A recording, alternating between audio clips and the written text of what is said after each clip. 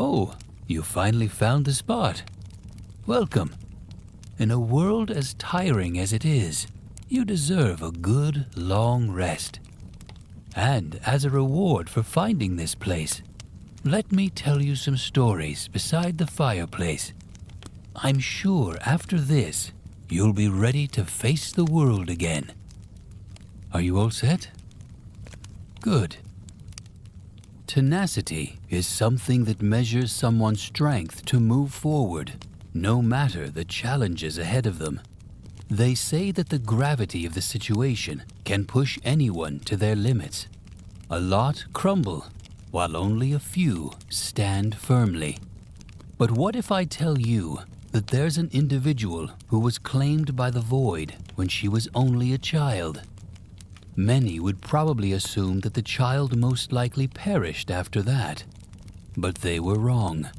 That girl managed to survive through sheer tenacity and strength of will. Her experiences have made her a deadly hunter, and to some, the harbinger of a future they would rather not live to see. Having entered into an uneasy symbiosis with a living void carapace, the time will soon come when she must decide whether to forgive those mortals who would call her a monster and defeat the coming darkness together, or simply to forget, as the void consumes the world that's left behind her.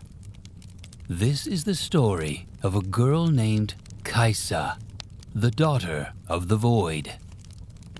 For starters, the Void existed way before the creation of the universe itself. However, their eternal slumber changed. It screamed into existence with the birth of the universe.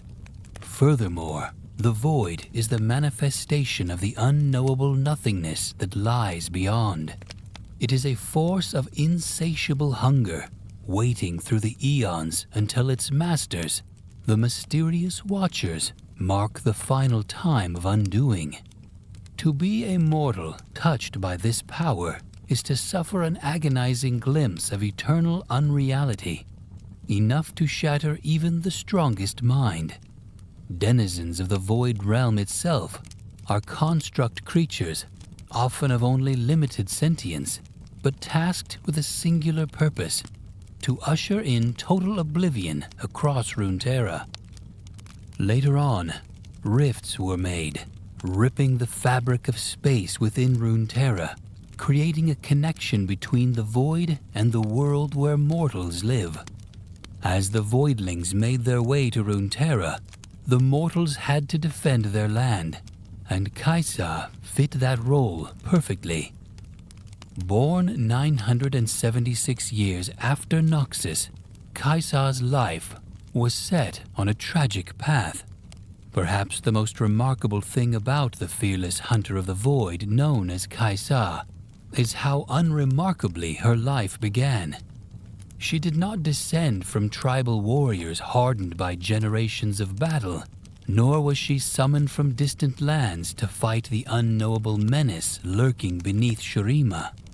Rather, she was just an ordinary girl, born to loving parents who called the unforgiving southern deserts their home. This was where she would spend her days playing with friends and her nights dreaming about her place in the world. Keep in mind that this era was years after the Great Void War, where the land of Akathia perished. Some lands were now corrupted by the Void, while other settlements near the chaos were slowly getting infected as well.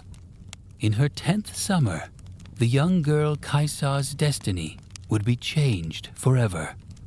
Had she been older, she might have noticed more of the unusual events that had begun to unfold in the villages. Every day, her mother urged her to stay home, for fear of strangers wandering the land, demanding tribute to dark powers below. Kaisa and her friends did not believe it until one evening. They came upon a pen of sacrificial goats, bought from nomad herdsmen. These goats were meant to be an offer to the cultist members of Malzahar, but Kaisa did not care. Using the knife her father had given her on her 8th birthday, She cut the tethers and set the animal free into a nearby canyon. It seemed like a harmless prank until the unthinkable happened. The ground began to quake, flashes of light scorched the sky, and the children ran for their lives. The void had been awakened. It was indeed unfortunate timing, as a great rift split the bedrock, swallowing up Kaisa's village and everyone in it, leaving nothing behind but sand pierced with twisted columns as black as night. Shortly, Kaisa regained consciousness to find herself trapped underground. She was filled with crippling fear, but there was still hope. She could hear the faint cries of other survivors. Now wasn't the time to mourn. Kaisa must reunite with other survivors so they could figure a way out. The survivors called out to each other feebly, repeating their names one by one like a mantra. Days passed as the survivors tried their best to reconnect with others. However, the loud call slowly weakened. Sadly, by the third day, hers was the only voice left. Her friends and family were all gone. Kaisa was left alone in the darkness. It was only when all seemed lost that she saw the light. Despite being on the brink of death, Kaisa stood once and followed it down. Along the way, she found meager sustenance. Amid the debris left by the collapse were ragged water skins and rotting peaches. Anything to keep starvation at bay. Kaisa rushed towards the decaying fruits, desperate for survival. But eventually, Kaisa's hunger was replaced by fear once again. She found herself in a vast cavern, illuminated by an otherworldly purplish glow, and she could see she was no longer alone. Kaisa's eyes widened as skittering creatures swarmed in the depths. The first that came for Kaisa was no bigger than her, and she clutched her knife in both hands, ready to defend herself. The voidling horror knocked her to the ground, but she drove the blade into its pulsing heart, and the two of them tumbled deeper into the abyss. Kaisa was already fighting a life-or-death situation in the darkness earlier, and her current state was no different. Her reactions would have been different if these voidlings appeared on their land, but this time, Kaisa's survival instincts were the only thing that kept her alive. The creature that Kaisa stabbed was seemingly dead, but its unnatural skin had taken hold upon the flesh of her arm. The dark shell tingled but was hard as steel to the touch. In a panic, Kaisa broke her knife trying to remove it. But when the larger beasts came, she used it as a shield to make her escape. Soon enough, she realized the shell was becoming part of her, scaring her tremendously, but at the same time keeping her alive against the swarming voidlings. As her daily struggle to survive drew out into years, this second skin grew with her, and so too did her resolve.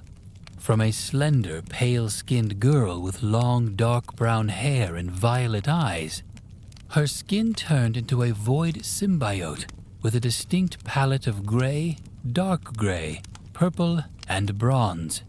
The most distinctive ornaments of her attire are some purple marks on her face. There was no time to complain about her new appearance, because it became her armor to survive in the void rift. Now she had more than hope. She had a plan. Fight hard. Stay alive. Find a way back. There was no one else to rely on, and Kaisa must return to the world so she could warn the others.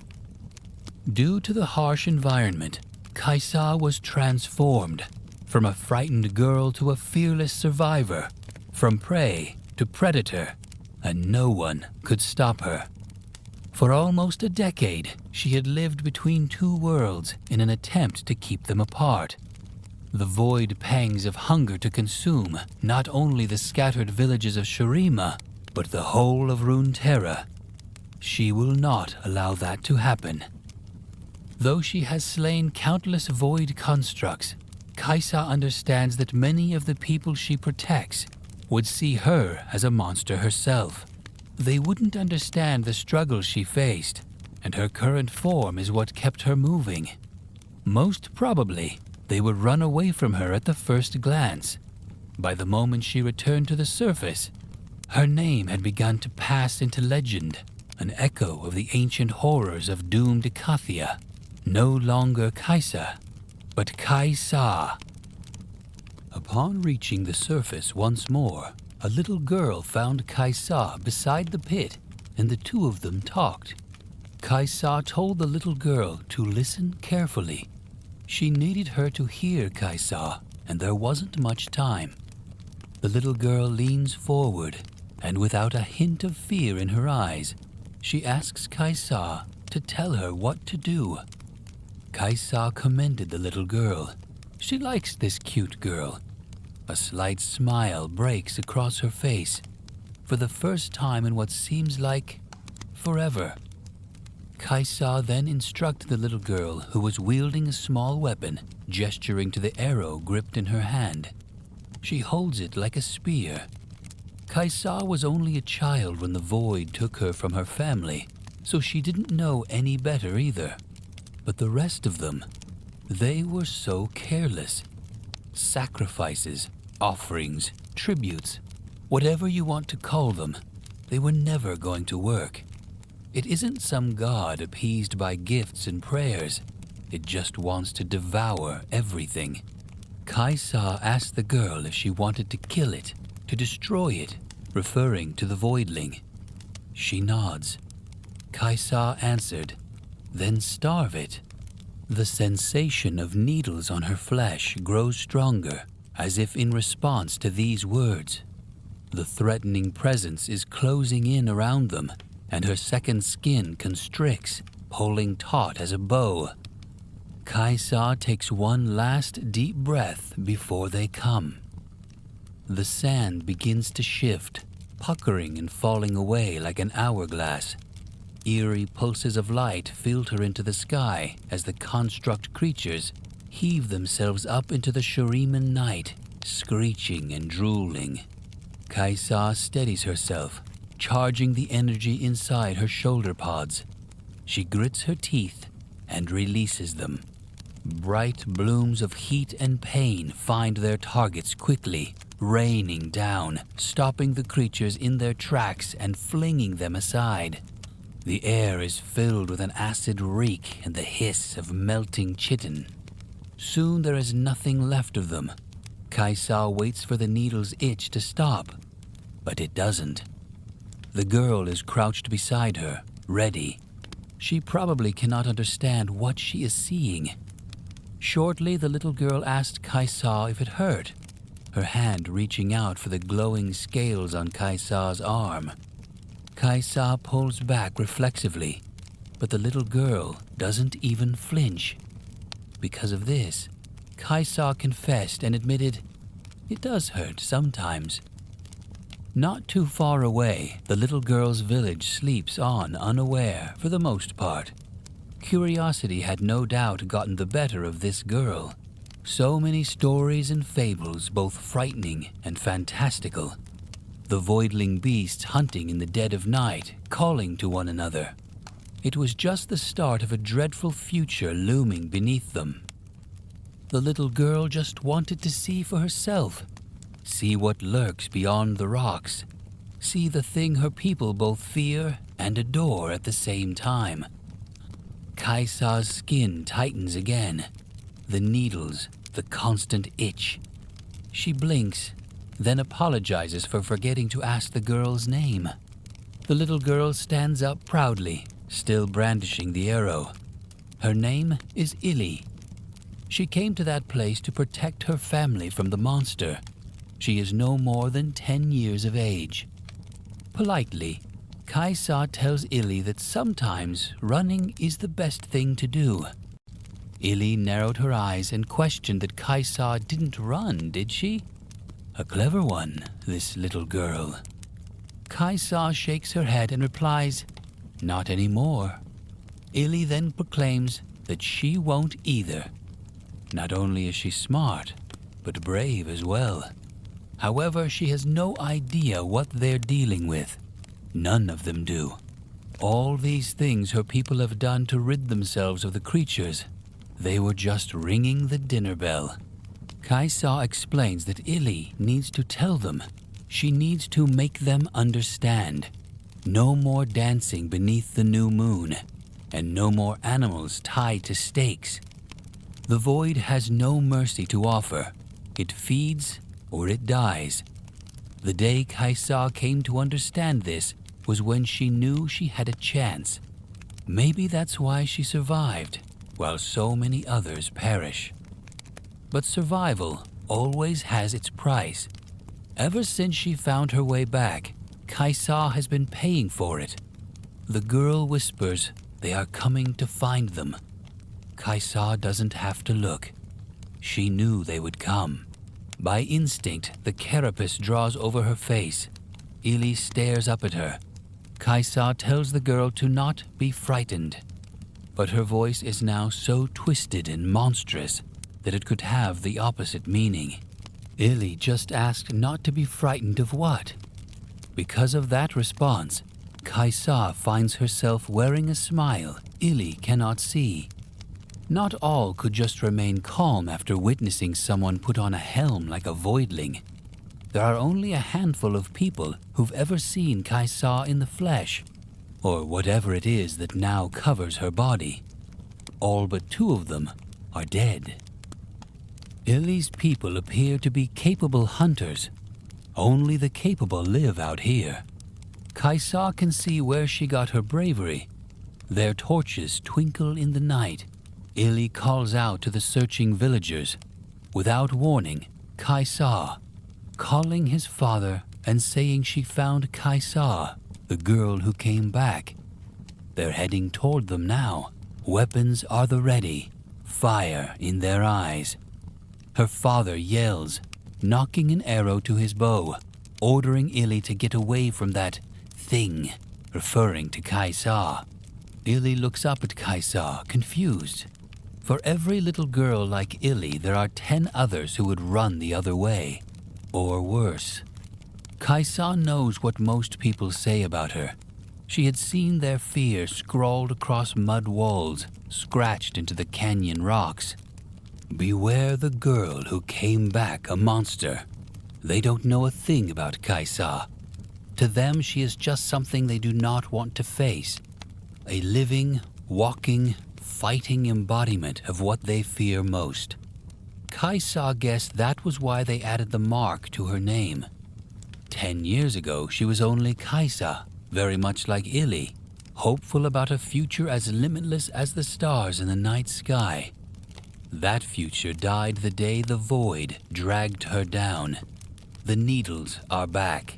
Illy releases Kaisa's hand just as her luminous weapons materialize over her arms. Kaisa tells Illy to go to him, go to her father. Meanwhile, her father pleads for Illy to run.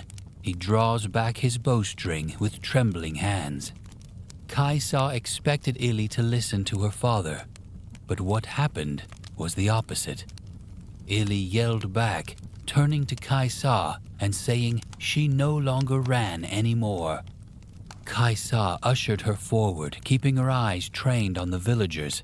Kaisa softly argued, telling Illy that she was born a fighter. Her tribe will need Illy against the void.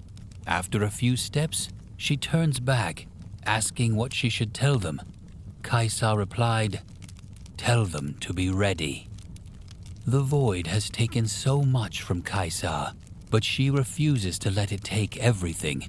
These moments where kindness and humanity shine through, where innocence and trust extinguish fear, they fill her with hope that they can defeat the rivers of timeless poison that flow beneath the world. The first time Kaisa escaped the abyss, she did it for herself. Maybe one day, it will be for the rest of the humans. There's a light under the earth, if you know where to look. However, Kaisa doesn't need light to see. Not anymore. Her eyes only ever saw in degrees of darkness, but the sight she now has showed her much more than she ever knew was possible. Now, she perceives colors that don't exist in nature, as well as hues and shades that reveal how the walls keeping the monsters out aren't solid at all. They're as thin as a painted backcloth hung by a performing troupe. Sometimes Kaisa wished she didn't see the things she did, but then she remembered that she would have died a long time ago if she hadn't adapted to life down here. And sometimes Kaisa wonders if dying would have been better. The man she is dragging behind her doesn't seem like he does. In fact, he's pretty much blind in the darkness. The only light is the faint glow smoldering in the bulbous pods growing out of her shoulders. Not nearly enough light for human eyes to see clearly, at least not at the speed they're moving. He's scared and stumbling with every step he takes. Down here, he's nothing, but on the surface, he's a leader, the headman of a desert settlement. That's why Kaisa took him. He needs to see the danger of what's down here, to fully understand how much danger his people are in.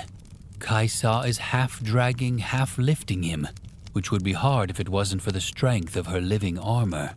It clings to her skin, all across her body, as if 1,000 tiny hooks are digging into her flesh. Kaisa is not even sure where its undulating yet rigid surface ends and she begins anymore. It used to be painful, and she used to hate the rasping cat's tongue feel of it enfolding her. But now, Kaisa doesn't mind at all, because it means she was never truly alone. Kaisa used to think she could hear it whispering in her head as it grew and spread across her body. But she thought that that was just her own voice trying to keep her from growing mad from pain and loneliness. At least she hopes that's what it was. The rock beneath her is smooth and glassy, made so not by the flow of molten rock, but by the passage of the things that live deep in the earth as they ooze up from below like worms through a rotten honey fruit. The people on the surface name this underworld by what it does, by what it is. Void. Kaisa has been down there long enough to know that name doesn't even begin to capture the true threat and horror of what lurks in the darkness below, of what the void really is. The monsters that reach the surface to hunt and kill are just the vanguard of what lives beyond, and they aren't like anything the people above can understand. If they really knew the truth, they'd never come within 1,000 miles of where Akathia once stood. But mortals are so very good at forgetting. The passing of years lessens the horrors of the past. What was learned in blood and suffering now lingers mostly in travelers' scary stories told around a fire or in folk traditions. Hang some pearls of the moon over your hearth, say a prayer to Nassus to watch over their home, or leave some goats out to appease the beast's monstrous hunger. But the creatures of the void aren't like ordinary predators. When Kaisa was little more than a babe in arms, she remembers seeing a swarm of pack-hunting Khmeros bring down a wounded Skalashi. Kaisa cried her eyes out, but she didn't hate the Khmeros for killing the gentle giant. It was just their nature. The creatures of the surface kill to eat. They're hungry, not evil. But the Voidborn will kill everything because they're alive. Shortly, the man behind her begs. She'd almost forgotten she had hold of him. He lets out a racking sob as Kaisa stops and presses him hard against the wall. She can't decide if he thinks she's going to kill him or let him go. A violet glow swells around her hands, the lambent blades of killing light. Their sudden appearance shifts Kaisa's vision, and she sees the radiant threads of magic in his blood, as it flows around his body. Wisps of it lift into the air with every panicked breath and every tear that rolls down his cheeks. It's faint, almost nothing, but the void predators will sense it and be drawn like sandflies to dung.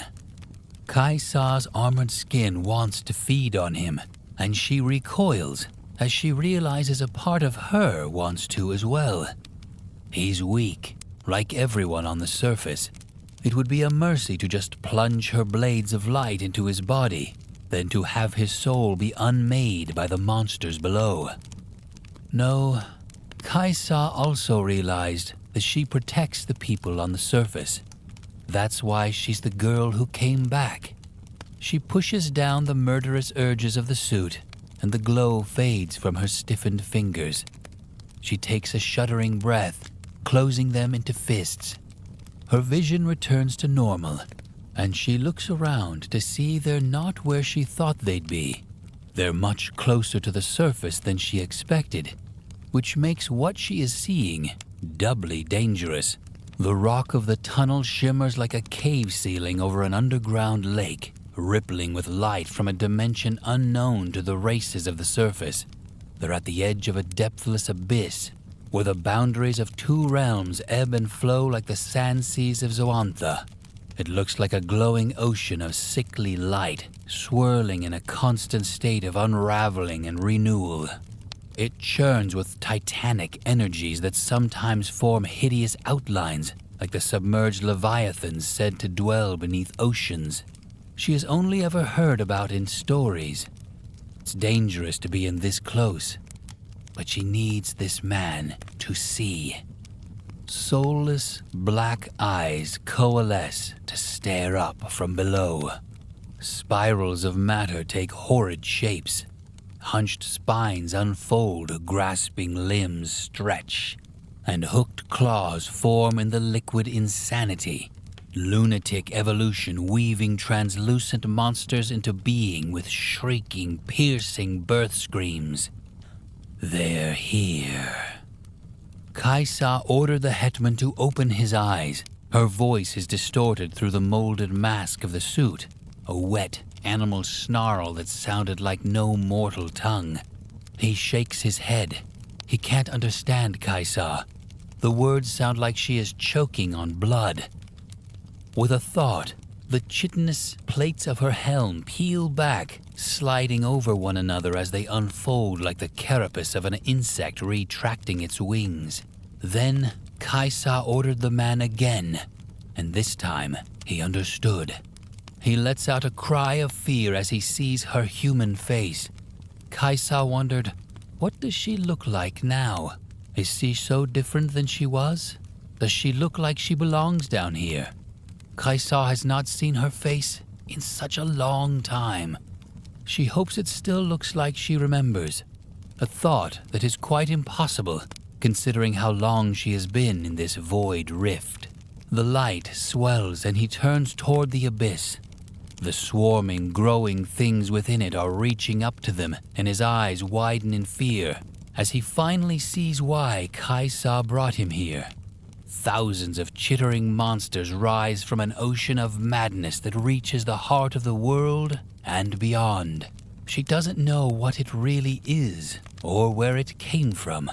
All she knows is that it births an endless horde of misbegotten nightmares that claw their way up through the rock with the implacable urge to kill and unmake the world above. Their tide is on the rise, and she is the only one who can stop it. Kaisa leans close to the man and asks if he can see them. Does he understand now? The man nods in terror, and Kaisa lets him go. Kaisa watches the hetman scramble up to the light of the surface, then turns as she hears the scrape of claws on a rock behind her. Arms that would be impossible in nature hook over the edge of the abyss, dragging a monstrous horror of rasping armor plates, bony protrusions, and flesh the color of something stillborn. It's still wet and glistening from its arrival into this world, but in its infinite malice in the black eyes that ripple to life on its upper carapace. Blade limbs unfold from its pallid belly, and a lipless mouth tears open across its throat. A wide gash of gleaming white fangs and drooling ichor. Others quickly follow it, smaller but just as vicious. Their very presence distorts the air, and slivers of dissolving matter rise like black smoke from the rock beneath their claws. The stink of their nearness is horrifying, and furnace heat spreads through Kaisa's body. Threat response fills her limbs with power. Once she fought such urges, but Kaisa understands now that they kept her alive, that they allowed her to fight back. The carapace mask draws down over her face. Kaisa's vision shifts again. It used to be jarring, this transition, but now she welcomes it. She sees in light, in life and her prey's vulnerabilities, Kaisa is a predator again. The plates molded to her shoulders shift and reshape as the glowing pods snap up. Blinding light builds within them, and she shrieks as a painful flurry of searing bolts streaks toward the creatures. The smaller ones instantly detonate in explosions of purple fluids and unnatural flesh. Their blood splashes Kaisa, and the curved plates of her armor greedily drink it in. Kaisa's gorge rises in disgust, even as it nourishes her. She then sprints forward, snapping her arms out and wreathing her hands in blades of light. Kaisa vaults into the air, pushing off the tunnel wall to blast the larger horror with pulsing streams of violet fire. Its body tears open and tar-black ichor spills out. The vile creature screeches in pain, lashing out with its impossibly angled limbs. Kaisa lands in their midst and rolls under its blades, rising to a crouch and unleashing another stream of bolts. They burn its flesh with incandescent fury, as though fire conjured from their own kind is more lethal than any other. She flips backward as its body crashes down, but it's not dead, whatever that means to the Voidborn. It draws the blood of the smaller creature up into its limbs, drinking their very essence. Webs of light and twitching matter knit its flesh together, like a weaver sewing a torn blanket. Its huge bulk convulses, rippling as it reforms wounded flesh and pushes out new limbs, hardening areas of weakness. Burning tendrils of dark light spray from its splitting flesh, cracking like whips against the ground. Solid rock runs like wax as its very permanence is undone. One lash glances against her knee, and she stumbles as a portion of her armor bleeds off in a bloom of black smoke. Kaisa sees her skin beneath, bleached of life and vitality, like the blind reptiles that make their burrows beneath the desert crags. It sickens her to see it, but she can't tell if that's because the flesh looks dead, or because it reminds her of what it used to be. The thought has slowed Kaisa, only for an instant, but that's enough. The voidlings and hunter creatures swarm her. A thing almost twice her size barrels Kaisa from her feet. Its claws tear at her chest and its teeth snapping shut over her head. Its teeth cut deep grooves in her faceplate, and Kaisa looks down its thrashing, tooth-filled gullet as its proboscis tongue seeks a way in. Kaisa jams her fists against the body and blasts a torrent of purple fire into its body until it can contain no more. It explodes in a welter of bony cartilage and unnatural meat, and Kaisa's suit feeds on the unleashed energies of its death. Claws, teeth slash and bite. Kaisa rolls aside, more violent flame jetting from her hands. She leaps and twists away from their attacks. The sheer weight of numbers works in their favor, and more of the creatures are swarming over the edge of the abyss. A boiling tide of organic plates, claws, and fury that will swiftly overwhelm Kaisa. Her shoulder pods erupt with increasingly powerful streams of killing fire, but it won't be enough to stop them. Kaisa doesn't know if the void is capable of hate, but she feels like these monsters hate her. They see Kaisa as something of their world, but also as something they must destroy, like a daughter of two opposing worlds. Kaisa spins on her heel, drawing a ring of purple fire around her with burning fists. Its power drives them back, giving Kaisa space to breathe. She sees a path and takes it. Kaisa weaves through them, leaving a trail of sundered bodies in her wake. Her speed is uncanny. She sees the creatures around her moving as if they're in a stupor. They can't keep up with Kaisa, and she kills them with every pummeling blast of flame and every strike of her fire-bladed hands. Then she's clear. Turning, she sprints from the abyss, not so fast as to lose them, but fast enough to stay ahead. By that point, Kaisa loses track of time. Down in the dark, that's easy to do. She sometimes forgets what the sun looks like, or how they used to follow the shadows to know what part of the day they were in. For someone born of the burning sands, to forget the sun makes her want to cry. Kaisa has memories of its blazing light reflecting on the water, of a golden eye in the sky, and of joyous heat filling her chest with every breath. But they don't feel connected to Kaisa anymore. It's like she's remembering a thing someone told her, not something she knew or felt herself. Kaisa pushes the memories away. They're distractions that'll slow her down and get her killed. But she can't help it. The core of Kaisa, the part that's still a little girl, keeps showing her those things and keeps trying to remind her of what she used to be. A bad way to survive, but a good way of reminding her that she's nothing like these creatures in the Void Rift. The creatures from the abyss are still after her, filling the tunnels behind Kaisa with their screeching, clawing bodies. She has been leading them away from where she let the Hetman go, drawing them into the deeper desert, back toward the lost land they came from. Kaisa has done this many times before, and this won't be the last time. She fights and runs, never letting them surround her. It's a dance, one that never ends. Their hunger is palpable. She has killed so many of them, but there's always more.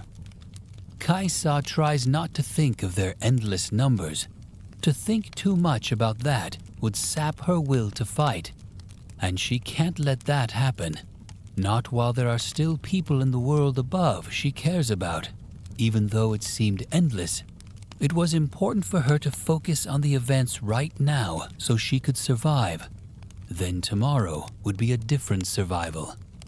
Like the sun, their names and faces are drifting further away from her, but Kaisa knows they're still above her.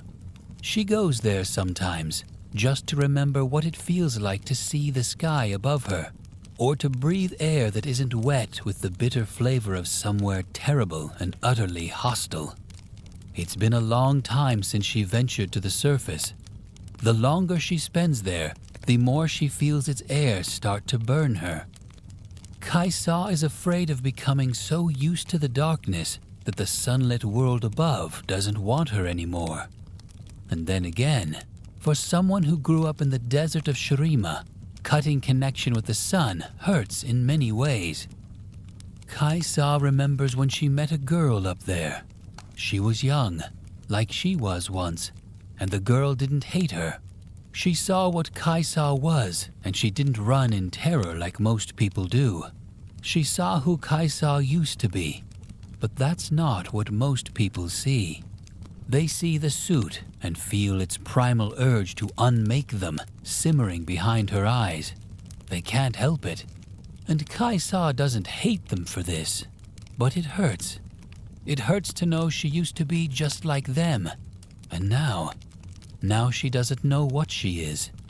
But for all that she had changed and became something they hated and feared, Kaisa is still holding on to what makes her human. If she can just hold on to the part of her that was a little girl once, she can turn the awful things that have happened to her into something good, something noble. However, Kaisa can feel it slipping away. What will she be when she can't remember herself? A change comes over the void creatures. Kaisa senses it almost immediately, a turn in their purpose. It's hard to know what changes, but it's clear that their pursuit of her has shifted, like they don't care about Kaisa anymore.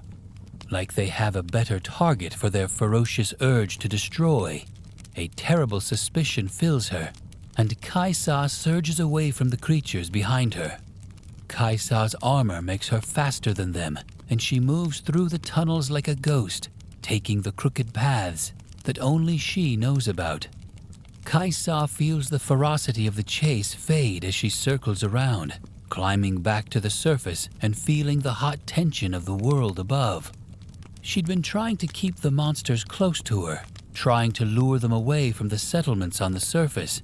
But when she emerged into the sunlight through a hidden cleft at the top of a solitary spire of bare rock, Kaisa saw how horribly wrong she had been. Kaisa thought she was leading the monsters away. Truly, she did. A giant skull has been set upon a boulder atop the spire, a marker of sorts. It's a warning, a sign that these lands are not safe. Kaisa knows that's what it is because she puts it there. 1 foot on the skull, she looks down at a settlement of people.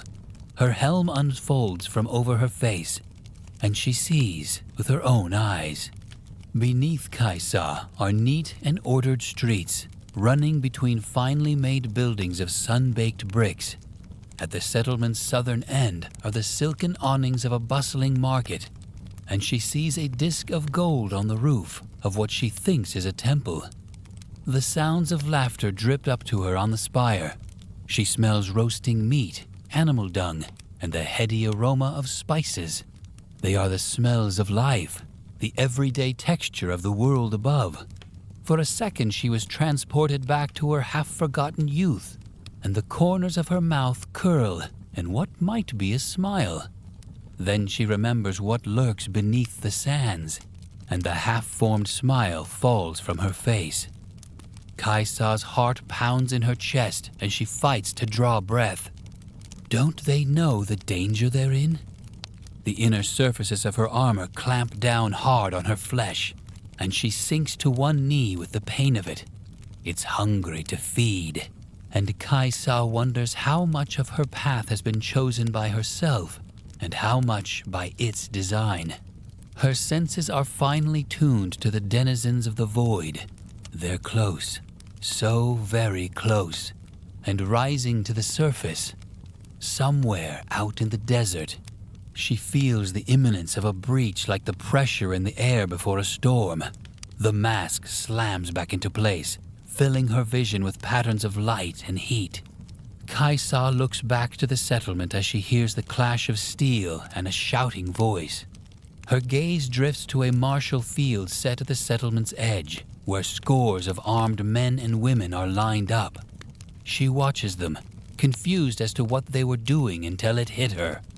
They're training to fight. A man is shouting at them, filling their hearts with courage and their souls with fire. She can't hear the words, but she can see his face as clearly as if it were standing right next to her. It's the hetman she dragged below the earth. Kaisa vaults from rock to rock as she makes her way down to the settlement. The nearness of the void creatures is building pressure in her skull. It won't be long before they're here. She leaps through an animal enclosure, scattering the livestock as they catch her scent and panic. The people of the settlement don't notice her at first.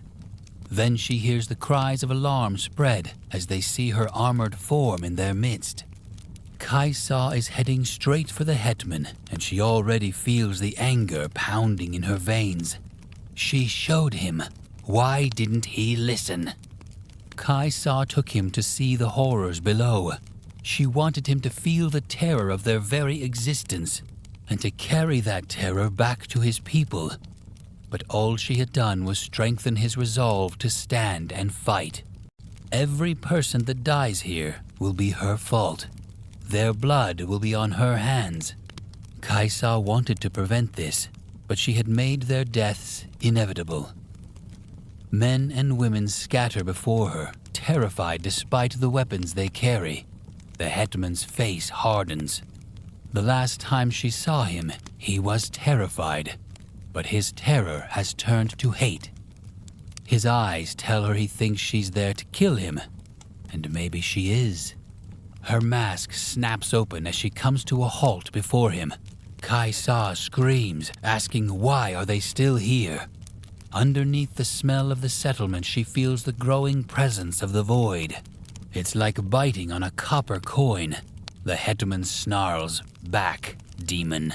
That woman is the herald of the beasts." For a moment, his meaning is lost on Kaisa. Then she understands. Kaisa questioned if the hetman truly thought she brought the monsters. The man spits and advances towards Kaisa, and he then says that he knows her. She is the Void's daughter. Wherever she walks, the monsters follow. Kaisa shakes her head, ready to throw his accusations back in his face. Then she wonders if he's right. She fights the Voidborn wherever she can, wherever she finds them. She holds her hand up before her, seeing the hair-fine threads of violet light shimmering in the sculpted plates of her armor. Until now, she has thought it was part of her, that she controlled it. But what if her control isn't as complete as she thought? Kaisa asserts her will, and the veins of light fade. Is it possible? Are the creatures of the void drawn to her? These questions flood in as Kaisa gets lost in her thoughts. No, she would know. She'd know if she was somehow drawing them deeper into the world. Her doubt turns to anger, and the blades of her light brighten around her hands. The hetman raises his sword and said that he'd escaped from her once before, and now they will fight the beast she commands. Baffled by what she hears, Kaisa clarified if that was the hetman truly thought of what happened. Shortly, the hetman swings his sword, but Kaisa blocks it easily. He's not skilled with the blade, and it's easy for her to dodge his attacks. She circles him as he swings again and again. The townsfolk are gathered around her, screaming at their leader to strike a death blow. Her armor responds to his every attack and their aggression, filling her body with the urge to fight, to kill. They see the second skin she wears, but they don't realize how much danger they're in right now. Not from the void, from Kaisa herself. They can see the girl beneath. They don't want to see her. It's easier for them to believe Kaisa is a monster. She feels anger and betrayal harden her heart to them. Why should she fight to save them? Why does she fight to hold on to her humanity when it hurts so much to remember all she had lost? Why not just become the monster they think she is? Wouldn't that be easier? But then, Kaisa looks beyond the hetman's angry face to the grandparents watching from the doorways of the homes they built with their own two hands, to the young mothers clutching newborns to their breasts, and beyond even them, to the 1,000 daily displays of love and the small acts of kindness that go unnoticed every day in the world. That's why she fights the monsters. She stands for the people who cannot stand, because there's no one who fights quite like her. Because if Kaisa doesn't stand for them, who will? And what will be left of the girl who came back if she doesn't? Every war requires sacrifice. She had made so many already. Now Kaisa knows she needs to make yet another. This time it won't be her that pays the blood price, but she'll carry it all the same. Kaisa turns a full circle. Everyone is looking to the hetman. He's their strength, the only reason they're still here. He's filled their hearts with courage and the will to fight an enemy that can't be fought, can't be bargained with, which only gets stronger with every life it consumes. There's only one way to end this without everybody dying. Kaisa blocks yet another clumsy swing, and as his sword goes wide, She spins inside his guard to hammer her light-bladed fists against his chest. Searing energy pours into him, filling his body with light. His every vein, nerve ending, and bone burns with searing brilliance for an instant before his body explodes. It's awful, but she can't stop now. Kaisa feels the nearness of the void as a terrible twisting pain in her gut. The texture of the air abruptly changes, and she knows the void has climbed to the world above. It's on the surface, and it's coming here now. She turns away from the molten, disintegrating ruin of the Hetman as his body falls to the sand, barely recognizable as something that was once human. People scatter in terror as her shoulder pods slide up and fill with killing light. She feels the fiery pressure build within her, aching for release. Kaisa unleashes a salvo of spiraling light, blasting a deserted grain store to a blazing rubble. Burning seeds and baskets spill from the ruins. She obliterates the market with more flashing bolts, and the silk awnings rise like the burning sails of a sand clipper as they catch the light. Purple-white fire streaks through the settlement and explodes with devastating force. People run screaming as Kaisa destroys their homes. They think she is trying to kill them, that she is doing this because she has become something monstrous. But that's just not true. Kaisa only destroys buildings her helm's vision shows her are empty, without any heat from the residents. She demolishes unmanned walls and barricades, anything that might give them hope they have a chance against the void. She is not trying to kill them. Kaisa just wants them to run. Night has fallen as she watches from the spire of rock above the burning settlement. One foot braced on the skull she has left as a warning marker. The horde of Voidborn climbs toward her in a rush of snapping fangs, misshapen limbs, and inhuman forms. It sounds like a swarm of voracious insects devouring a harvest crop. There are too many to count, and almost no way to tell where one beast ends and the next begins. It's just a mass of teeth and claws. Unbridled destruction is given form. They sense her presence there, and Kaisa makes no attempt to run, because if they're coming for her, they're not going after the people of the settlement. The horizon burns with a sick light that doesn't belong in this world, and forking traceries of vivid purple lightning flash up from the sundered ground deep in the desert. The settlement's inhabitants have long since fled, leading their animals behind colorful wagons, bearing what possessions they couldn't bear to leave behind. They're already many miles west, moving in a long column like the Dorman riders of old. They'll follow the sand roads to the new flowing waters, moving on until they can begin again. And that's the point. To begin again, they need to be alive. Kaisa remembers their faces as they looked back at their lost homes.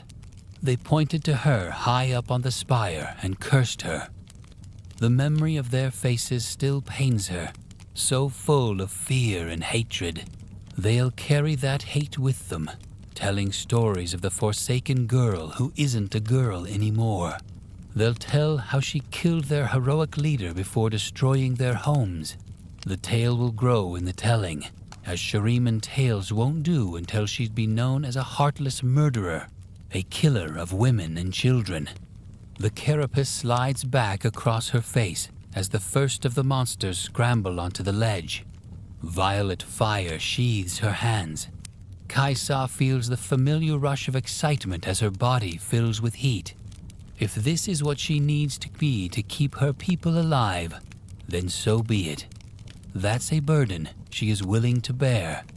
Kaisa will be their monster. After more than a decade-long survival in the Void Rift, Kaisa peers out from the mouth of the tunnel and feels like she's standing at the edge of the world. A chasm so deep that sunlight doesn't hit the bottom. Surrounding it are the openings of dozens of other tunnels. All are carved into rock that sits deep below the surface, now exposed and crumbling. Once, this had been home to a vast colony of void creatures. These had been their burrows, formed with the randomness of unmade matter. Sharp corners, dead ends, coils upon coils, all constructed without a plan beyond eat the world. That is the void. Mindless organic machines, driven by instinct to fight and consume and unmake with no thought beyond the present. She's killed enough to know there is nothing deeper to the creatures than that. But the tunnel Kaisa stands in is different. It is not random unmaking. It is practically a straight line running north, one she'd followed for nearly 4 days. This tunnel, this passage, was made with intention, with a goal. It doesn't make sense, but at that point, what does? Kaisa would make it make sense, starting with where this passage led. So far, it has led to this chasm. Kaisa eyes the openings on the opposite side. Hard to tell how deep any of them go, but she would bet her second skin that one of them is a piece of the same passage she stands in now. She rolls her shoulders. Her living armor wakes, pulling its flesh tightly against her own. It has been her only constant, growing with her from the time she was a little girl. It had been one of the voidling beasts that killed her family, her village. Covered in its carapace, Kaisa would always be seen as a monster. But without it, she could not keep the world safe from the void. Without it, she would be nothing. The scaly pods at her shoulders flex, and the embedded crystals illuminate as she selects her first target. The heat from the crystals spawns a plasma missile. She launches it down the mouth of a tunnel deep below the surface. It takes 6 seconds to cross the chasm. Massive. Another second and the missile hits a curve. Nope, not what she was looking for. From here it's point and shoot, over and over. Most missiles hit something a second or two in, but Kaisa is nothing if not patient. She will go at this as long as it takes.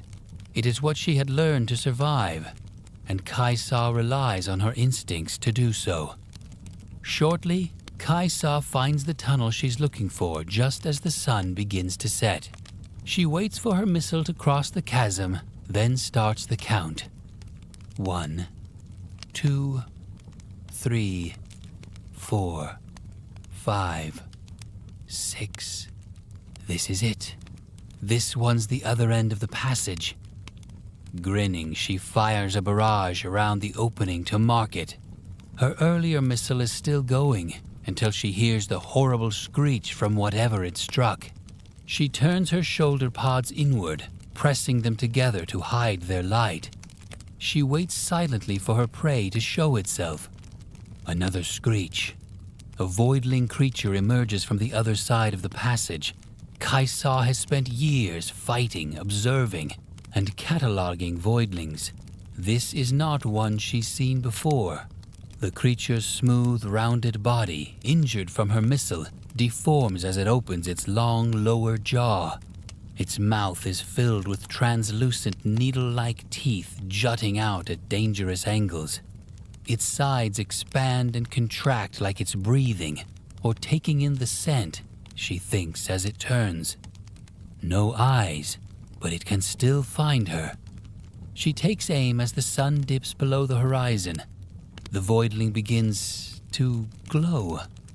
Something, a tongue, emerges from its mouth and emits a soft bluish light, looking like the hanging lamps in humans' minds. Haven't seen a voidling do that before. She notices that its injury is glowing too. Guess she'll call it a lamplight. She lets a missile fly. The lamplight's posture changes. It lets out a high, sustained shriek and dodges Kaisa's blast. Damn it. Kaisa lines up another shot. The entire tunnel behind it blooms with blue light. Hundreds of lamplights join the first, mouths open, tongues raised and glowing. Kaisa forces herself to breathe slowly. She's fought worse odds, all in one spot. Excellent. Kaisa unleashes a barrage, hoping to take out all the voidlings at once. In the time it takes the missile to cross, the voidlings spill out like dust, clinging to the walls of the chasm as the barrage whistles past them harmlessly. Led by the injured lamplight, they move as one, toward Kaisa. What the hell? Those words echoed in Kaisa's head in that instant. Kaisa raises her hands and fires rapidly at the swarm. She hits a few, but not enough to make a dent in their numbers, and they are already a quarter of the way to her. Kaisa looks around wildly. Not many options. Fight from her current location, run back down the passage, take her chances and dive down. Try to climb and fight them from the surface. She glances above, then at the swarm. They're halfway round. Climb. Kaisa shoots into the rock 4 times in a zigzag. One for each of her hands to grip and her feet to balance. Pulling herself up, she begins the climb. Shoot, grab, pull, shoot, grab, pull. As fast as she can, Kaisa makes her path. Her shoulder pods shoot at the swarm. They're near, but Kaisa's pace is good. She's more than halfway to the... And her hand hits sand. She shoots again. There's nothing for her missile to pierce. It blows through the sand, and more seeps down to fill in the empty spot. There's nothing to grab. Can she jump the rest of the way? Jaw clenched, Kaisa turns toward the monsters. If she's going to die, she'll take as many of them with her as she can. Suddenly, the wall around the voidlings cracks and crumbles. Hundreds of lamplights drop with the falling stone, their light swallowed by the darkness of the chasm. Only 3 of them still rush toward Kaisa.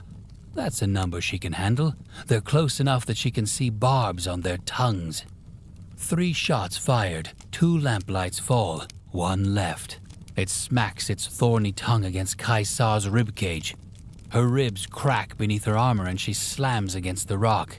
She struggles to take a breath while the suit repairs over her injury.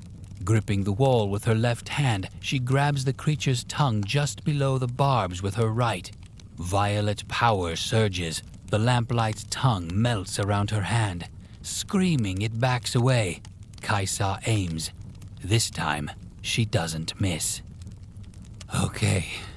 Kaisa breathes. Okay. Next step. She'll have to find a way to the surface. That's when she notices the stone cube sticking out from the sand. That wasn't there before. Kaisa reaches out and grabs. It is exactly the right size for her hand. She tests part of her weight on it. It holds. Curious, she leans to one side and looks further up. Jutting out every arm span or so is another one of these stone cubes. She'll question this turn of good luck later. Kaisa scrambles up 1 cube at a time until she's out. Looking around in the moonlight, she sees no landmarks, just dunes and rocky cliffs. Finally, Kaisa manages to return to the surface of the world. Shortly, a sandstorm kicks up in the distance. She glances down into the chasm. If she squints, she can almost make out a glow. The wind gets loud. Storm's approaching fast. She turns to face it. At the center of the storm is... a girl? She wears a red and gold Ionian coat with long sleeves over her lavender tunic and a golden crown that keeps her hair in place. This crown was lost or destroyed during her travel to Zolan. She has brown eyes, thick eyebrows, light brown hair tied in a ponytail, with 2 protruding strands braided, fringe, and a wide nose. The ground explodes under Kaisa's feet.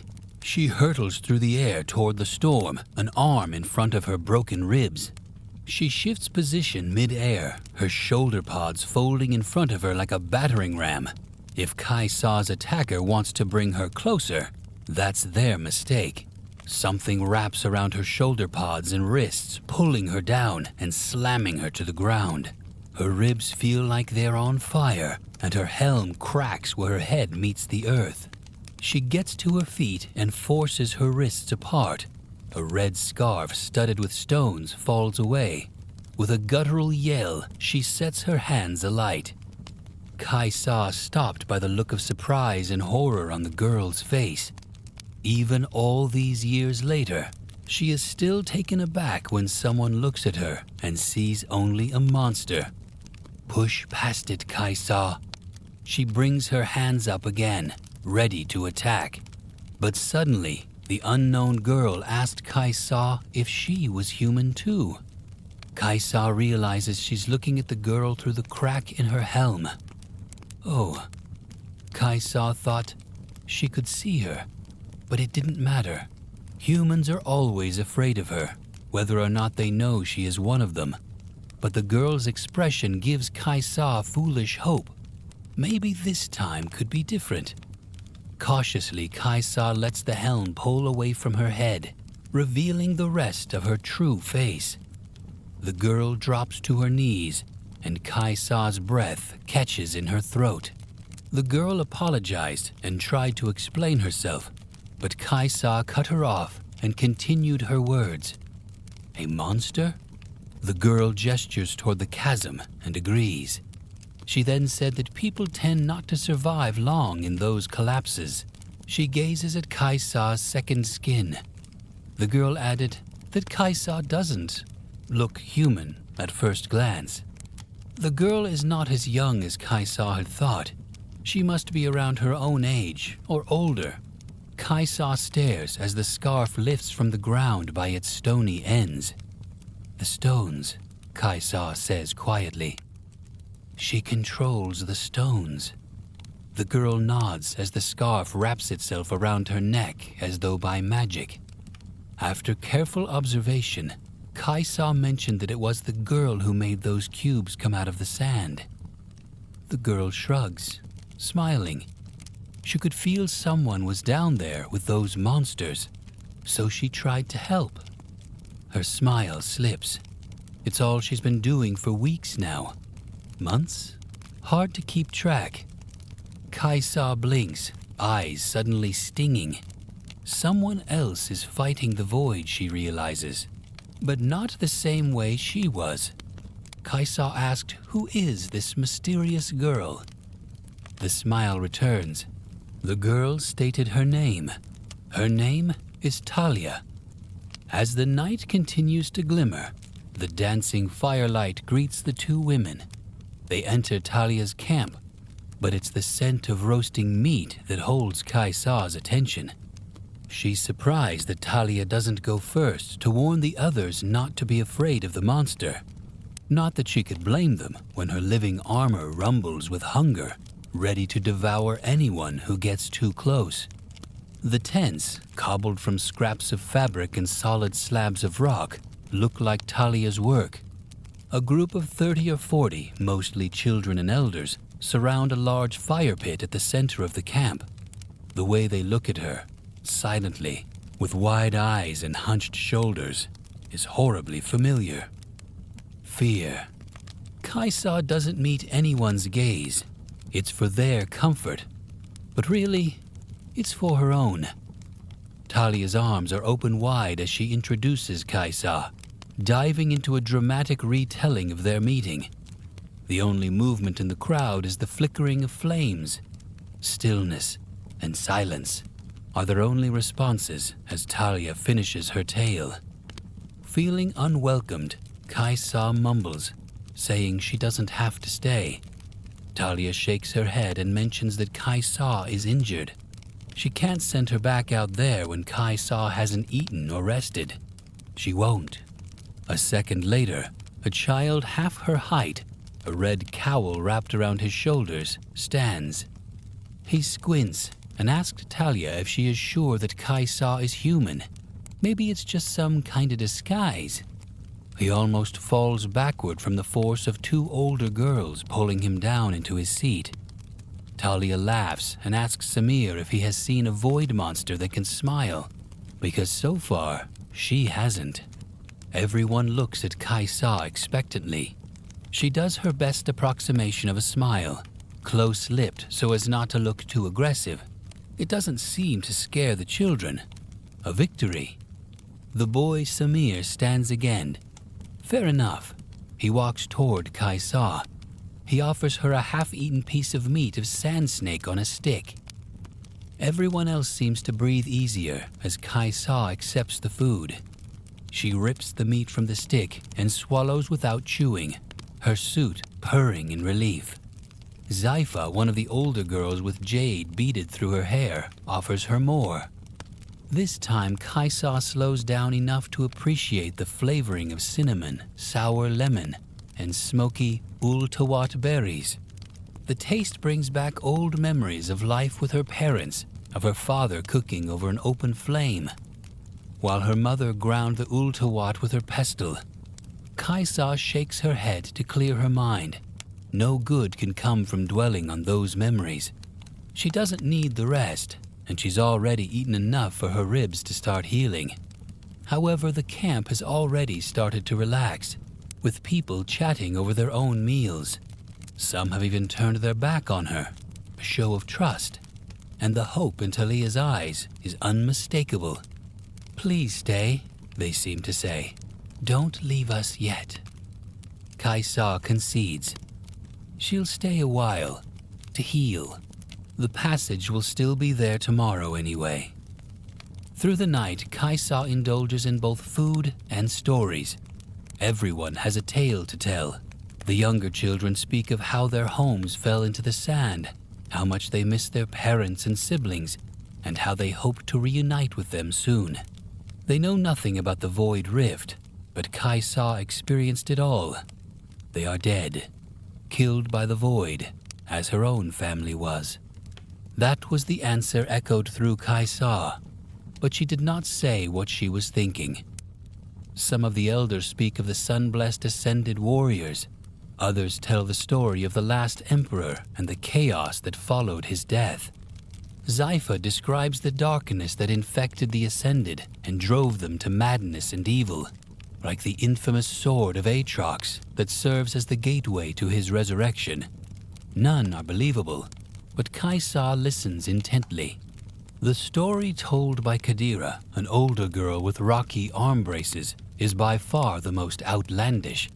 She talks of a place called Zolan, across the Sai Khalik, that has been magically protected for millennia. It is said to be a paradise, with libraries, gardens, and water that flows as far as the eye can see. And everyone is safe, without fear. At that point, Kaisa finally talked. No place is safe from the Void, especially so close to Sai Khalik. It's a myth. Kaisa does not realize that she has scoffed until Kadira and the children look at her. Kadira insists, saying it's real. She then asked Kaisa where she thought they were all headed. Without another word, Kaisa stands and leaves the storytellers to their tales. She finds Taliyah leaning against one of the tents, deep in conversation with Zypha and Samir, lit more by moonlight than by firelight. Zypha traces her fingers across an open scroll. Kaisa confronted Taliyah, questioning that she wasn't actually searching out this Zolan. Taliyah would be putting themselves in danger, crossing the Sai Khalik over a fantasy. Taliyah exchanges a look with Zypha, who hands Kaisa the scroll, a map of eastern Shurima. She points to a dot to the north of the Sai Khalik. Zolan. North. The same direction as the passage. Kaisa frowns. Taliyah explains that it's the best chance they have of finding safety for these people. Their homes have been destroyed, and their families separated. They need hope that things will be okay. Kaisa argues, false hope helps no one. When it comes to the Void, the only thing they can do is run, and hope they're fast. Taliyah shakes her head. If they go around the Sai, they'll run out of food. Stay where they are, they run out of food. Go back, and all they'll find are the towns that fell. Where else do they run? Kaisa stares at Taliyah. She then asked if Taliyah knew what lives in the Sai Khalik, what hunts there. Taliyah answered, the Jersai. They've all heard the stories. Kaisa disagreed. Zolan is a story. The Jersai are real. Kaisa has fought them before, many at a time. That is their nest. Trying to cross is a death sentence. A bit pissed off by the argument, Taliyah mentions that she fought void creatures too, reminding Kaisa that she saved Kaisa earlier. Not budging from the conversation, Kaisa clarified that those weren't Jersai. Taliyah then stated that whatever they were, she defeated them when Kaisa couldn't. If Zolan is their only hope, then that's where she is going to lead everyone. Because of that statement, Kaisa can see determination in the set of Taliyah's jaw. Samir interjects the argument, saying that they've got a plan. Taliyah is going to build a bridge or wall or something over the sand, and they'll take people across together. He can't be that much older than Kaisa was when the Void took over. Aloud, Kaisa asks if Samir can move stones too. With full confidence, Samir answered he was the best rock hopper she would ever meet. None of those monsters could move as fast as his sandboard, and if they try, he mimes a blast from the ground. Taliyah drives him back with some rock explosions. Kaisa quickly responds that Samir sounds like a child. Samir's smile drops. The children of Rek'Sai, all they do is devour. Anything that gets in their way, gone. Kaisa leans in close. When they hear anyone, they hunt them. They don't stop until their teeth close around their bones. Zypha stops Kaisa, saying she's scaring Samir. Zypha then puts a steadying hand on Samir's shoulder. With zero remorse, Kaisa responds that he should be. Taliyah then confidently invited Kaisa to come with them, and Kaisa could help keep everyone safe. Kaisa rejects the offer because they are not going. Kaisa points to Samir and then mentions that Taliyah is not putting these children in that kind of danger. They'll die. Taliyah should make her way around the Sai. Take as many as she can. Leave the slowest behind. Use their rations to... But before Kaisa could finish her cold rationale, Samir stands toe-to-toe with Kaisa, glaring up at her. They won't. Taliyah will protect them. He will protect them. Samir puffs out his chest and says he is going to help these people, and they're all going to make it across because each of their lives means something. He stomps back toward the fire pit, with Zypha chasing after him. As the emotion rises, Kaisa cannot grasp the irrational way of thinking. For her, it was their only chance. Otherwise, they are condemning them all to death. Taliyah disagrees with Kaisa. She steps in front of her, refusing to let her look away. Taliyah explains that their world is a tapestry, and every life is a thread of different color. Each one makes the whole more beautiful. Kaisa wasn't a fan of metaphors, but she replies with something similar. Then the void is a flame. It unmakes everything it touches. If your tapestry catches fire, the entire thing will burn. Unless you cut the smoldering threads away, then you still save most of it. Once again, Taliyah disagrees, saying Kaisa is wrong. Any threads that drop make it all unstable and easy to unravel. The sunlight appears at the horizon, and Taliyah's eyes flash gold. Taliyah is not willing to let any of them go. The conversation felt like a stalemate, as neither side wanted to let go of their respective ideals. Kaisa was just offering the most optimal way to survive, just like how she did in the Void Rift. But perhaps she can learn one or two from Taliyah. The camp sleeps through the heat of the day.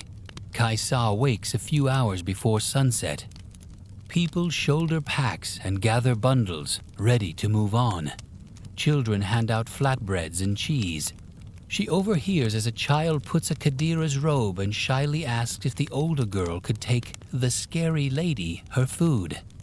Taliyah collapses the stone structures back into the earth, leaving little sign that they were ever there. Kaisa watches and nibbles at her bread, trying to make it last. Taliyah talks with Kaisa again. She doesn't suppose Kaisa has changed her mind and decided to join them. Kaisa sees the sheen of sweat on the girl's brow. This exhausts her more than she lets on. Kaisa sighed and said no, she has somewhere else to go. And Taliyah hasn't changed hers. Taliyah shrugs and returns Kaisa's words. She then turns back to her work. The truth is, Taliyah was disappointed. Kaisa knows what she's doing with these void monsters. She could help these people. The best way she can help is to figure out what made that void passage. It was made with a purpose in mind, and that scares Taliyah. But Kaisa doesn't say that. Instead, Kaisa says she hopes Taliyah can help them herself. With that, Kaisa and Taliyah went their separate ways. The passage proceeds much as it had earlier, in a straight line, except it feels lonely now. Kaisa wonders if she shouldn't have spent so much time with Taliyah. She's been alone for more than half her life, just her and the void monsters that dwell below the surface world. She didn't realize how good it would feel to be a person again. Alone with her thoughts, she hardly notices the time pass. Soon she sees older tunnels, enormous holes punctuating the passage walls and leading elsewhere. Jersai tunnels.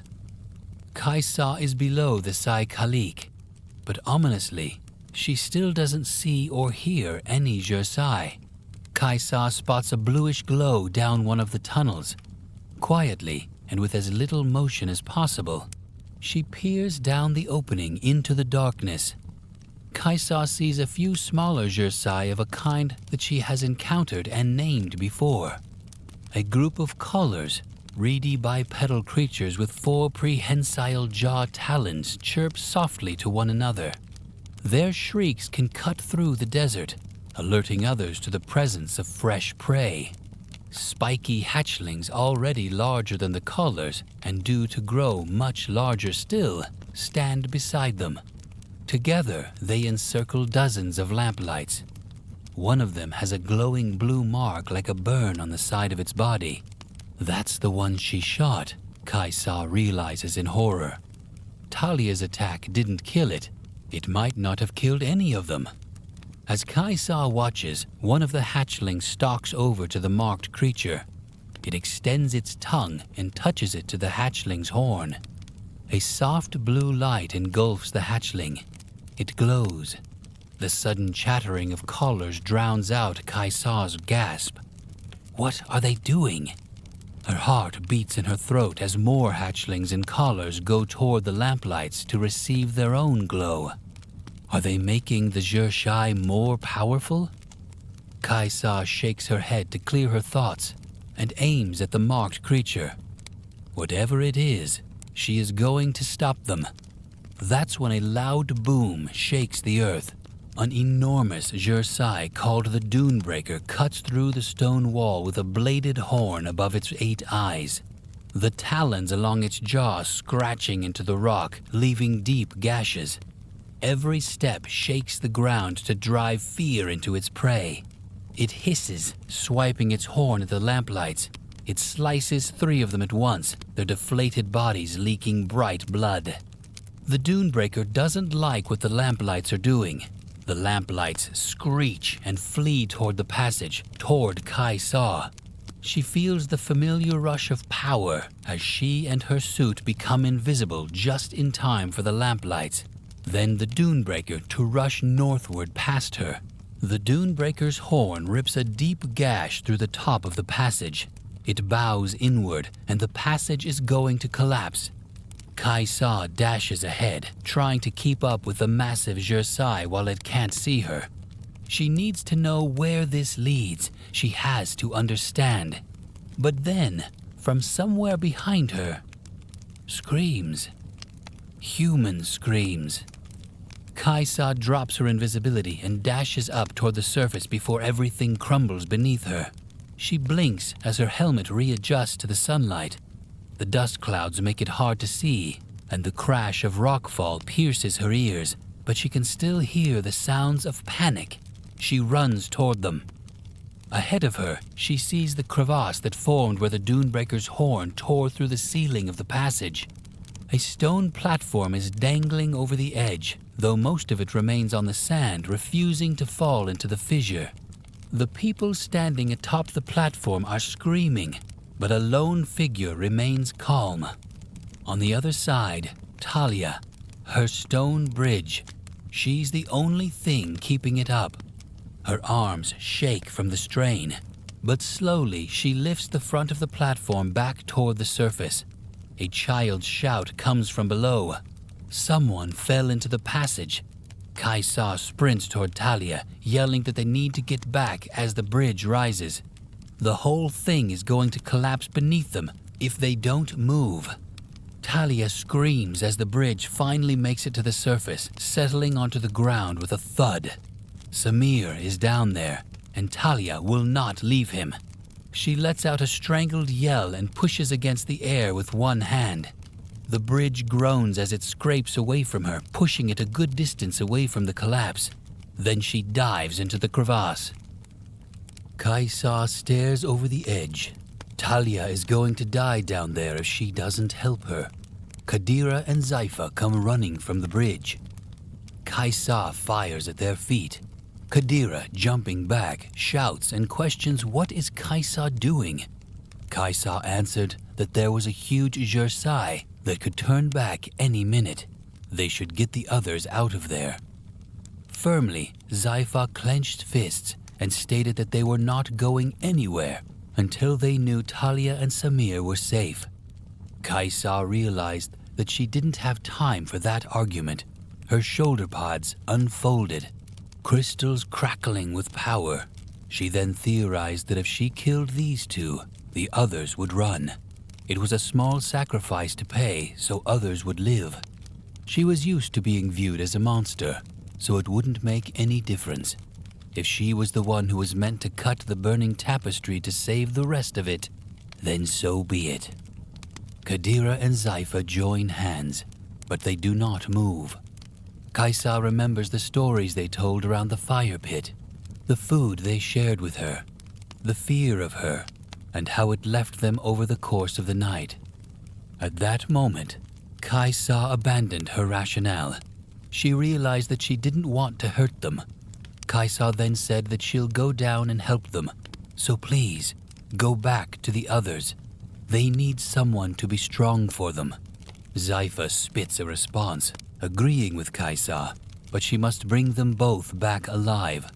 The two of them run back toward the bridge.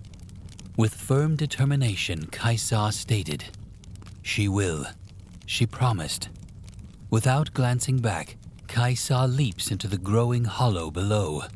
Her feet hit the bottom hard enough to snap any normal person's bones.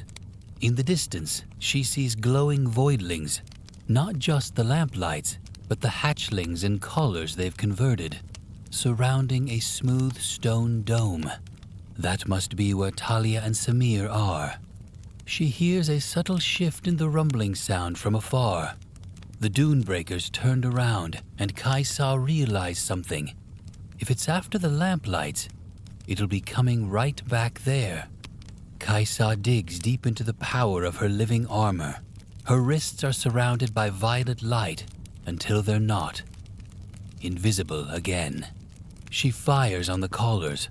All 5 die without making a sound, like a stealthy marksman assassinating her target. The hatchlings turn, looking for the source of the attack. Only the blind lamplights tasting the air can sense her. Before they can pinpoint her, she's already taken out the hatchlings. Now Kaisa is in trouble. Dozens of lamplights rush toward her. She fades back into visibility and dashes away as fast as she can. They're on her in a matter of seconds. She fires wildly, but only a few of them drop. One catches her by the ankle, slicing through her suit with the barbs on its tongue. She falls as she attempts to dodge more attacks, but they slice at her from all sides, faster than her suit can knit itself back together. Blood drips from her arms, her legs, her cheek. Kaisa tastes the tang of copper as it runs over her lips, and then something explodes from beneath. The lamplights are propelled back and away. They pause, confused. Kaisa looks beyond them. Taliyah's head pokes through the top of the dome. She's shouting something. Kaisa's helm reforms and she hears Taliyah shout, telling her to come towards her. Kaisa crouches and requests to give her a running start. The earth explodes beneath her, propelling her through the air over the voidlings and toward Taliyah. She lands on her good ankle and tries to sprint. She can't, so she dips back into her suit's power, letting it drain her reserves of energy to speed the healing of her ankle. Kaisa can't run for long, but she'll make it count. As the monsters get closer, Taliyah propels Kaisa toward her again. The ground she lands on is different, with sharp bumps dotting the earth. Kaisa runs over them, trying to get the lamplights to follow her rather than go toward Taliyah. The one in front bears her mark and gets close enough to reach for her again. An explosion tears it to pieces, staining the earth with glowing blood. Kaisa stops in shock, but Taliyah shouts and tells her to keep running. That's what triggers the explosions. So Kaisa does, circling Taliyah. A few lamplights get too close. Taliyah's rock explosions tear through them. The others seem to learn, slowing down, but they become a target for Kaisa's missiles. It doesn't take long to thin their ranks, but the rumbling grows louder as the Dunebreaker bores its way back. They don't have much time. There's only a handful left. Kaisa stands near the dome, exhausted, and fires the last missile she has the energy to make. Slowed by the minefield, each voidling takes the hit. Grinning, Kaisa turns to Taliyah. The girl is pale, coughing from the dust in the air. Her arm is around a frightened Samir's shoulders as she struggles to keep her upright. Taliyah pants, saying the ground. It's unstable. She can't keep holding it up. Kaisa takes Taliyah in her arms. She beckons for Samir to cling to her back, then runs toward the walls of the hollow. The situation gets more dire as Kaisa is at her limits too. She doesn't know if she can make it up to the surface like this. Suddenly, Taliyah twists out of Kaisa's grip and leaps, summoning a rising platform beneath her. She pulls Kaisa toward her and propels them all upward. Her strength gives out just short of the surface. Kaisa and Taliyah grab the ridge and do their best to hold on. Shortly, a dozen hands reach down, covered in dirt and dust. Is this real? Kaisa wonders as she stretches up toward them. Two hands pull her up. It is. She looks up, recognizing some of the faces from Taliyah's camp. One of the hands around her wrist belongs to Kadira. She is being rescued. Once they're all on solid ground again, Taliyah cries as she calls the name of her closest friends who came back for them. Kaisa nods at them and mentions that not only did they come back, but they also brought help. Smart. Kaisa thanked the crowd. It was indeed a heartwarming scene. However, the battle was not yet done. Below, the Dunebreaker bursts back into the hollow. Kaisa holds a finger to her lips and her mouth doesn't move. Dunebreakers can only sense things they can hear, feel, or see moving. If they stay still and quiet, they'll live. The creature prods the deflated bodies of the lamplights with its horn. It shuffles around, finding the corpses of the growing collars and hatchlings. Satisfied that its enemies are dead, it burrows back through the rock and down into the earth. Kaisa waits until they can't hear it anymore before she lets anyone move. Then Taliyah, exhausted and pale, lifts another bridge of stone from the ground and takes them all back toward the others. A drained Kaisa and an only somewhat humbled Samir bring up the rear. Playfully, Samir kiddingly said that he would have made it back up on his own, but it was nice of Kaisa to come help. What with him slowing everyone down and all, Kaisa gives the kid a sidelong glance and can't help but smile. She then responded that she couldn't sit back and lose the best rockhopper she had ever met, could she? The two of them finally were able to relax after the short conversation. A roaring fire burns bright in the fire pit. Taliyah's stone bridges pushed from the side to safety have become a wall around the camp. Kaisa lies beyond the light, not willing to let on how sore her body still is. Better to rest than to eat, she thinks miserably. But the scent of charred cabbage floats toward her. Taliyah sits and silently offers Kaisa a bowl of cabbage and millet. Kaisa pushes it away. Taliyah asks if Kaisa is not hungry. Kaisa replied that she was angry instead. Taliyah looks surprised and asks why. That's when Kaisa bitterly said that Taliyah should have listened to her, but instead, she couldn't protect her people. These voidlings they thought they killed were the ones attacking them. Taliyah almost lost everyone. If Kaisa hadn't been there, they would have. Kaisa sees the regret in the twist of Taliyah's lips and the set of her jaw, but she continued her rant. When the people Taliyah swore to protect needed her most, Taliyah abandoned them. She left them all to die, so she could try to maybe save one person. Taliyah is quiet for a moment. She then replied, not that she was ungrateful, but she questioned Kaisa knew she did the same thing when she came down to help her. Those words silenced Kaisa. She doesn't know how to respond to that. After a few moments of awkward silence, Kaisa insists on not going toward Zolan. The void passage that collapsed, the one she has been following, was directly below their route there. Kaisa is pretty sure that Zolan is where it leads. That means the void already has it. Taliyah nods, her shoulders slumping. She then said that she would tell them they needed to find another place. Her choice of words made Kaisa raise an eyebrow. They? What about her? Taliyah then said that she would still go to Zolan. Kaisa was about to argue again, but Taliyah cut her off and asked, that's where Kaisa was going, right? She thought she could protect these people, get them to safety. But Kaisa was right. There is no safe place, so they'll have to make one. Confused, Kaisa asked what Taliyah was trying to say. With pure optimism, Taliyah stated that if the void is in Zolan, then they take it back, make it safe enough to lead everyone to it, and try to help whoever is already there. Kaisa argues that if the void has taken the town, there's not going to be anyone left to save. Taliyah steps forward and takes Kaisa's hands in her own. They feel warm and calloused, even through Kaisa's second skin. She then said that they couldn't know that from here. Even if there's one person who needs their help, that will be worth it for her. She can't do it without Kaisa. She didn't kill those lamplights on her own, but she was able to when Kaisa was there with her.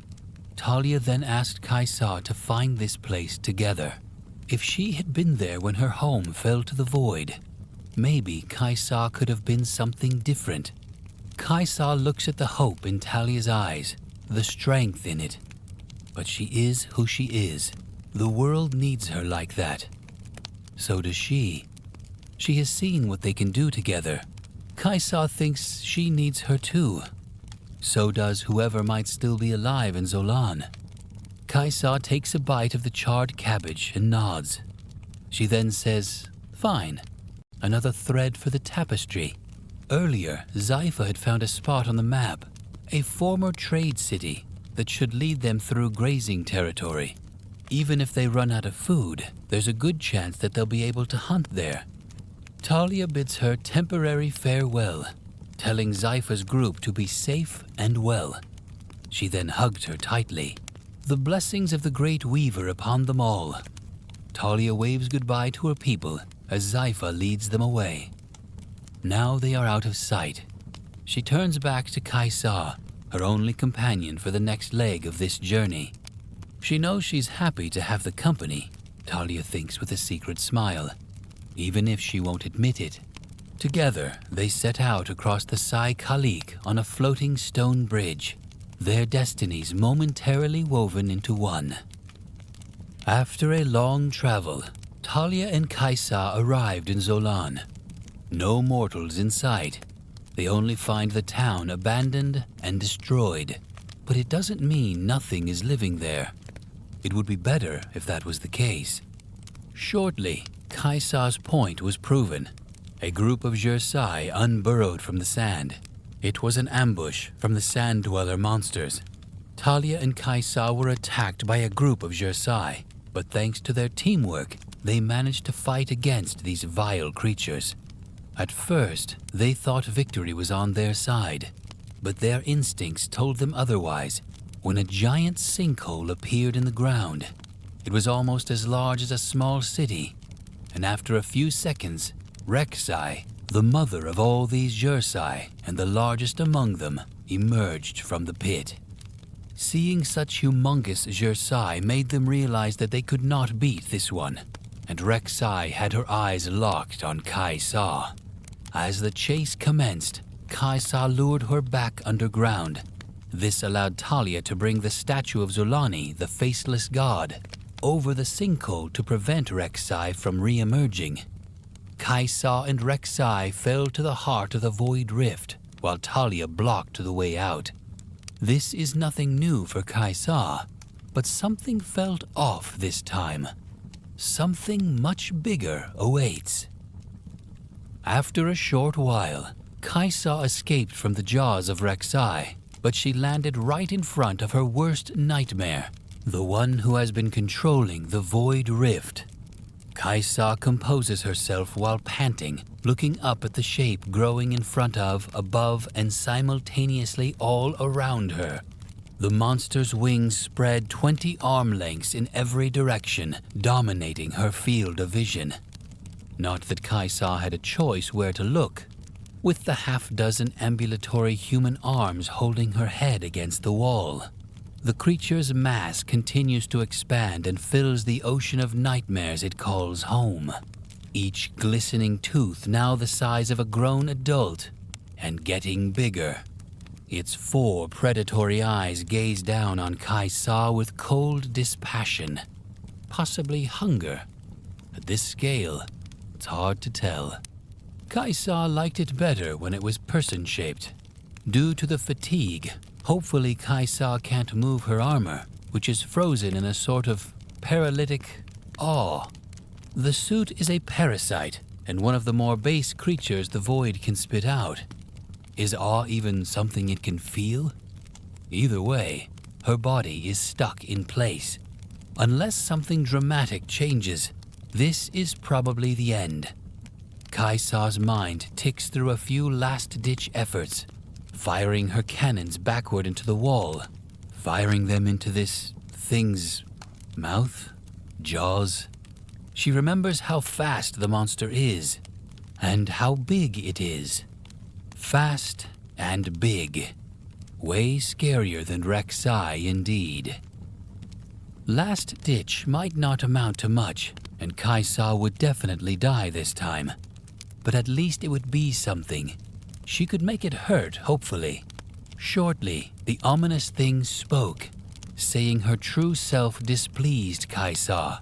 Its voice was so loud it rattles the entire space, knocking hideous patchwork geometry loose as thousands of void remora pour from the jagged holes. It is a voice that bends and contracts, whispers and screams. The layers continue without end, an aria sung not by one voice, but by millions. Kaisa's eyes widen with realization. That's where all the people went. The void had torn through the now very former city of Bel'Veth in under an hour.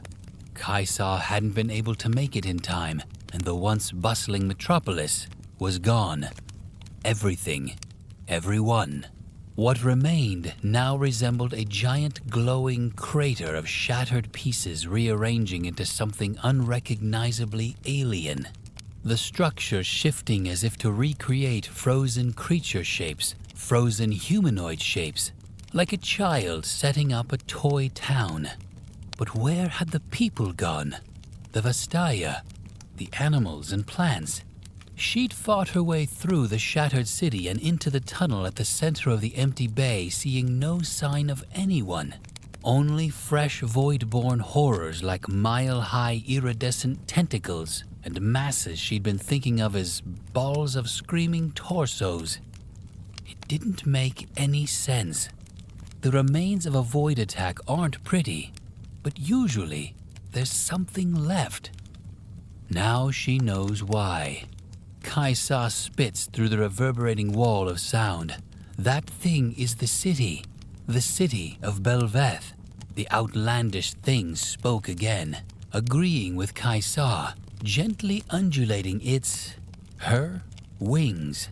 The raw components of their lives served as the genesis for her birth. Memories, emotions, history.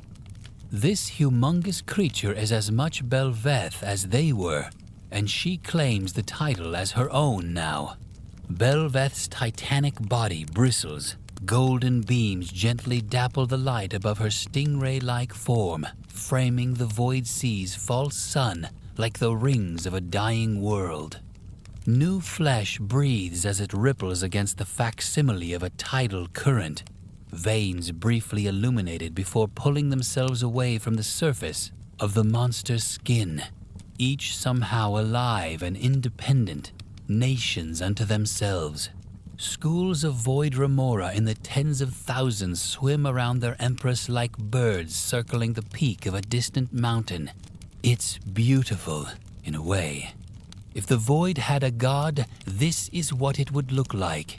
Hideous, monstrous, and perhaps beautiful. Kaisa is so struck by the enormity of what she is witnessing that she doesn't fully realize when the arms in the wall have not just let her go, but lowered her to the ground. It's hard to take in everything at once. It chose its own name, she thinks, reflexively brushing a stray void hand from her shoulder. That's not possible.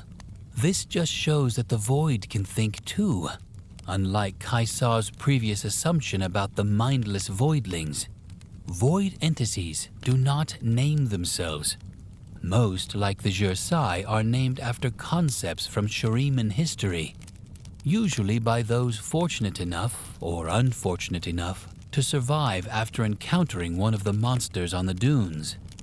They don't have the presence of mind to do it, or the self-awareness. But more importantly, Voidborn does not see the value in names. They are an invention of the living world, and they don't want them. So why does she? Kaisa, defiant but unsure of what to do or where to strike, declares she'll fight Bel'Veth. She'll kill her. Bel'Veth just simply replied in many voices that Kaisa will not. She is incapable of resistance in even its basest form. Others have come before Kaisa in the age before Bel'Veth's birth. Each would-be hero wielding weapons they believed would repel the void, but all were ultimately consumed. The meager fragments that remained, if they remained at all, served as salt for the Lavender Sea. Only 2 still live, and of them, only you retain your full mind. Kaisa was intrigued. She thought it was only her that survived. She then asked who was the other one. Bel'Veth answered that it was Kassadin, Kaisa's father. Something sinks in the center of Kaisa's chest. Her thoughts spin wildly, verging on the edge of panic. But for now, she has to stay focused on this moment. There is no trusting whatever the Empress is. It is a living abomination, the personified concept of unfeeling global genocide. Triggered by the answer, Kaisa called Bel'Veth a liar. There's no way that was even possible. Bel'Veth then said that she does not lie. She has no need.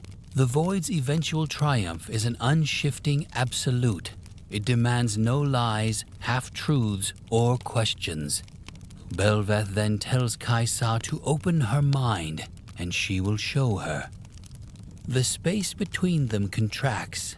Bel'Veth's gigantic body pulls and distorts, retracting into a smaller and now more recognizable shape. She floats silently downward, looming over Kaisa as the tendrils and eye stalks rearrange to form the oblong, segmented pretender of a human head. Bel'Veth's two faces observe her audience before the creature cloaks herself in her wings, appearing once more as a towering woman of great importance. The shrinking is much more disgusting than the growing, Kaisa decides.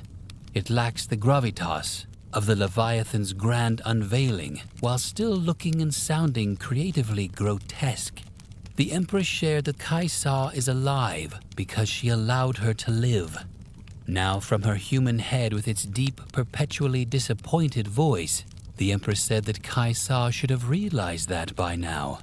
Kaisa wants to argue the point, but quickly glances at the 20-meter gash in the ground where a single strike had sent her careening only moments before. Bel'Veth hit so fast that Kaisa wasn't even able to process what had happened, and then the Empress had mutated her proportions over 200 times their original size in under a minute. She also presumably controls the undulating pocket of living hell, this so-called lavender sea she is surrounded by. Not the time to pick a fight. Kaisa does some quick calculations in her head, her eyes darting around as she tries to figure out what she's actually up against. Bel'Veth's human face twitches with interest, curls its lips, and then begins mimicking her. Kaisa already knows she's lost. How fast can one person think? How fast can they react? Up against all that combined human biology, all that brain power. In the time it takes even a skilled tactician to formulate a plan, hundreds of millions of possibilities run through Bel'Veth's mind in the span of a single second, as she draws from the stolen memories of everything and everyone that has ever passed through the old city. An incalculable number of lives. Every captive opponent faced with an overwhelming enemy since the formation of Runeterra could be snapping in and out of this thing's synaptic awareness, their emotions catalogued, dissected, endlessly fascinated over before Kaisa can even blink. So what happens now? What is one answer when your opponent has 1,000? The Empress then said that Kaisa must follow, turning and floating through patches of thick, mutant coral as they bow respectfully out of her way. Kaisa pauses, watching her host glide silently through the chaotic mess of partial buildings, ghostly limbs, sewn together semi-objects, and pearlescent structures in the crude likeness of human beings walking through a garden. Great, Kaisa thinks. Even by Void standards, this is weird. Bel'Veth adds that Kaisa may ask whatever she likes. The last part gets Kaisa's attention. Right. Well, first question. Kaisa asked what exactly Bel'Veth is. Her armor is now relaxed and mobile as she follows from a safe distance. She brushes aside a floating teddy bear fused with a dozen flapping gull wings and stifles her impulse to gag as the creature struggles against its own lopsided weight. Kaisa further clarified her question, asking, what was all of those? What part of the void does Bel'Veth come from? Bel'Veth replied, she is the void, and that is what they will all become. Kaisa stammers. She then questioned the answer, since Bel'Veth mentioned earlier that she was created from people, the city. Is Bel'Veth saying she wants to become the city? Bel'Veth said no.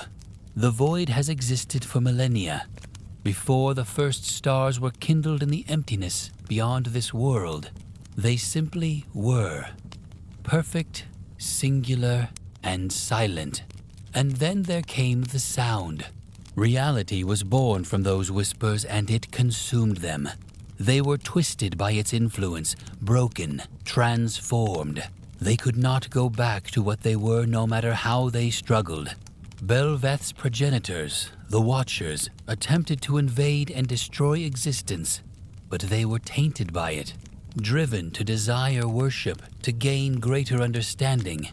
And in an instant, they were betrayed, to change so forcefully, so completely, only to be cast aside.